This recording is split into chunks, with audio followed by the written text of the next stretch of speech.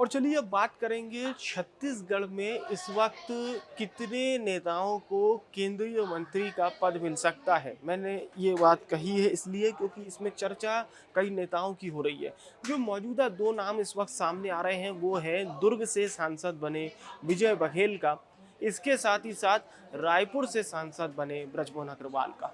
अब इन दोनों नेताओं का अगर आप पोर्टफोलियो समझें, जिसमें बृजमोहन अग्रवाल काफ़ी सशक्त नेता है, वो शायद सरकार में मंत्री की भूमिका में है, इसके साथ ही साथ रमन सरकार में मंत्री रह चुके हैं, वरिष्ठ नेता हैं, कई बार के विधायक हैं, सांसद बने हैं रायपुर से, 5 लाख से ज़्यादा वोटों से जीत कर आए हैं। तो दूसरे नेता जिनका नाम खासा चर्चा में चल रहा है वो है विजय बघेल। दुर्ग से एक बार फिर से सांसद बने हैं। आपको याद होगा विजय बघेल विधानसभा चुनाव में अपने चाचा यानी कि भूपेश बघेल के खिलाफ भी चुनाव लड़े थे। हालांकि उस चुनाव में उन्हें जीत नहीं मिल पाई थी। भूपेश बघेल ने विधानसभा का चुनाव जीत लिया था, लेकिन माना यही जा रहा है कि एक बार फिर से चुनाव जीतने के बाद भारतीय जनता पार्टी विजय बघेल को एक बड़ी जिम्मेदारी दे सकती है। हो सकता है कि विजय बघेल को किसी ऐसे मंत्रालय का मंत्री बनाया जाए जिससे छत्तीसगढ़ की राजनीति को भी जोड़ा जा सके। ये भारतीय जनता पार्टी का एक प्रयास होगा। इसके साथ ही साथ अनुभवी नेता बृजमोहन अग्रवाल के नाम की चर्चा भी खासा जोरों पर है। बताया ये जा रहा है कि बृजमोहन अग्रवाल को पार्टी एक बड़ी जिम्मेदारी दे सकती है। हालांकि अब छत्तीसगढ़ की अगर हम बात करते हैं, जिस प्रकार से छत्तीसगढ़ में इस बार का चुनाव हुआ और इस चुनाव में नतीजे सामने आए, वो 2014 को एक बार फिर से बयां करते हैं।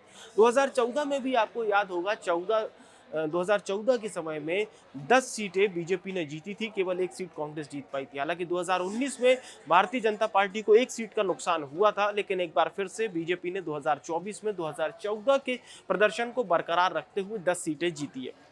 और पार्टी एक रिवॉर्ड के तौर पर 2 केंद्रीय मंत्री हो सकता है कि छत्तीसगढ़ से चुन के आ जाए, जिसमें मैंने आपको बताया कि 2 नामों की चर्चा खासी तेज है, जिसमें विजय बघेल और बृजमोहन अग्रवाल का नाम चल रहा है। हालांकि हो सकता है कि पार्टी किसी महिला को मंत्री बनाए, लेकिन अभी ये सब सिर्फ कयास में चल रहे हैं। छत्तीसगढ़ ने वैसे परफॉर्मेंस अपनी सुधारी है, तो एक बड़ा रिवॉर्ड मोदी सरकार इसे दे सकती है, क्योंकि 10 सांसदों का इस चुनाव में जीतना कहीं ना कहीं बीजेपी के लिए एक बहुत बड़ी बात है। इसके साथ ही साथ छत्तीसगढ़ में इस वक्त बीजेपी की ही सरकार है, विष्णुदेव साय मुख्यमंत्री हैं, तो इसका एक फायदा और भारतीय जनता पार्टी चाहेगी कि न केवल छत्तीसगढ़ के लोगों को मिले, इसीलिए छत्तीसगढ़ से 2 केंद्रीय मंत्री बनाए जा सकते हैं। हालांकि नरेंद्र मोदी खुद 9 तारीख को प्रधानमंत्री पद की एक बार फिर से शपथ लेंगे। उन्हें एनडीए का सर्वसम्मति से एनडीए दल का नेता चुन लिया गया है।